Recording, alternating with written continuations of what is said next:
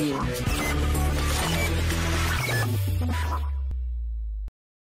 Salut Frédéric, Salut Philippe. merci d'avoir accepté de participer à ce second podcast 3 questions, une vie pro. Pour rappel, le but est de partager avec nos auditeurs et auditrices ton expérience du monde professionnel au travers de ce que tu considères comme ton plus grand succès, tout en abordant aussi ta résilience face aux difficultés que tu as pu rencontrer. Et nous terminerons par tout ce que cela t'a apporté, justement. Avant tout, peux-tu te présenter ? Bien sûr, donc j'ai un peu plus de 40 ans, une quinzaine d'années d'expérience dans l'infrastructure informatique, en passant par toutes les couches techniques, donc réseau, serveur, stockage, virtualisation, un petit peu de cloud privé, du cloud public. Et dernièrement, je me suis tourné vers les usages que nos clients peuvent en faire au niveau des métiers de toutes ces technologies. Donc, c'est mon rôle aujourd'hui en tant que directeur technique innovation. Très bien. Alors, tu le sais, dans ce podcast, tu vas subir, entre guillemets, 3 questions. Et la première est, dans ta vie professionnelle, quel a été ton plus grand succès ? Sans hésiter, ma première prise de parole en public. Il y a quelques temps, j'avais envie de participer à des événements communautaires, ce qui est toujours un peu compliqué dans des agendas, tels qu'on les a. Et j'ai eu l'occasion d'être coincé aux États-Unis pendant un week-end, justement, lors d'un événement communautaire. Donc j'ai proposé mon aide, à l'équipe locale et eux m'ont directement suggéré de remplir une session et de présenter le sujet que je voulais. C'était pas du tout mon naturel à l'époque, j'avais jamais parlé en public seul jusque-là, certainement pas en anglais du coup, devant des inconnus et entouré par une équipe que je connaissais pas. Pour en rajouter un petit peu, c'était à Redmond dans les locaux de Microsoft, donc ça met toujours un petit peu d'enjeu. Donc le syndrome de l'imposteur est venu frapper à la porte et voilà, j'ai commencé à stresser avant même d'avoir dit oui. Donc, en fait, tu parles du fameux syndrome de l'imposteur qu'on connaît tous, mais tu fais référence à quoi ? D'éventuelles lacunes techniques que tu aurais pu avoir ? Alors technique un petit peu, mais c'était surtout sur la partie prise de parole et présentation. C'est-à-dire que j'ai vraiment hésité déjà avant de dire oui, puis une fois que j'ai dit oui, je me suis lancé dans une grosse préparation, à la fois technique pour que la démonstration fonctionne, ce qui était un aspect important, mais surtout sur cette présentation en travaillant, en répétant un nombre incalculable de fois mes diapos et mon discours, déjà tout seul, puis devant un miroir, devant une caméra, devant mes collègues, devant ma famille, et même quelqu'un qui allait devenir un collègue que j'ai croisé par hasard lors d'une formation la semaine précédente. Donc je me suis mis une grosse pression en essayant d'être le plus constructif possible et de progresser.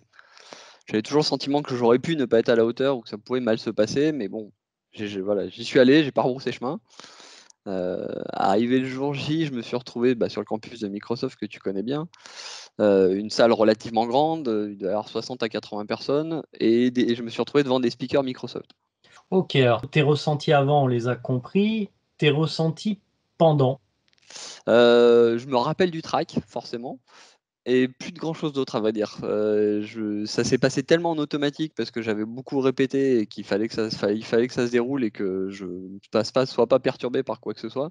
Du coup, plus assez peu de souvenirs, sauf un gros soulagement, le stress qui s'est levé une fois que ça s'est terminé. Je commençais à être fier de moi et puis bon, les autres speakers Microsoft ont venu me parler en me disant que ça s'était bien passé, que c'était super et tout. Et du coup, voilà, à ce moment-là, je me suis autorisé à être fier de moi et me dire oui, je peux le faire. Même si j'étais pas à l'aise avec la présentation, en la travaillant, finalement, j'en suis capable. Et dans le futur, après, est-ce que tu as donné aussi ce genre de session ? Pas tout à fait dans les mêmes conditions, mais j'ai testé avec 500 ou 600 personnes, mais en français et des gens que je connaissais. Tu C'était pas tout à connaissais fait les mêmes 500 ou enjeux. 600 personnes ? Oui, c'était devant mes collègues. D'accord. Ok. Alors, seconde question, quel a été ton plus grand échec ? C'était beaucoup plus tôt dans ma carrière, un échec de négociation salariale. Sur un entretien annuel. En fait, j'étais dans une société de service à l'époque et il y avait un moment où on négociait notre salaire, c'était le moment de l'entretien annuel. Et les grilles de poste étaient faites de telle façon que pour avoir un salaire plus grand, il fallait monter dans la grille et changer de poste. Donc je me suis dit, il faut que j'ai le poste supérieur, donc je l'ai voulu, je veux le poste. Voulu. Donc, en fait, tu avais, si je te comprends bien, pas forcément l'expérience sur le sujet ou démontrer que tu en étais capable. Mais pourtant, tu le voulais. C'est ça, je me suis pas trop posé la question. Je me suis préparé pour une confrontation en disant je lis la grille de compétences qui est nécessaire, je coche les cases dedans en me disant je sais faire, je sais faire, je sais faire, peu importe si j'ai de l'expérience. Et surtout, je commence à lire des articles et des livres de négociation qui disent il faut être ferme, il faut savoir où on va et ne jamais rien lâcher. Un manuel de négociation. En gros, tu as lu un livre qui a été écrit par Trump, en gros. Il avait peut-être un pseudonyme, mais en tout cas, c'est très probable vu la méthode. Donc voilà, bah, j'ai pris ces compétences, je me suis dit ça va le faire. Je suis arrivé le jour de l'entretien avec, j'ai mis mon plus beau costume, ce qui n'était pas franchement ma tenue quotidienne. Je suis allé à l'agence qui était là où le manager avait son bureau. On arrivé dans son bureau, lui était serein, détendu. Moi, j'étais pas du tout détendu, pas du tout serein, complètement tendu. Donc il était sur son terrain, la confrontation arrive et qu'est-ce qui se passe? Ce qui devait arriver arriva. Il a lu la grille avec moi. Il a dit oui, oui, je pense que tu sais faire, mais t'as pas l'expérience, donc tant que c'est pas prouvé, on peut rien faire.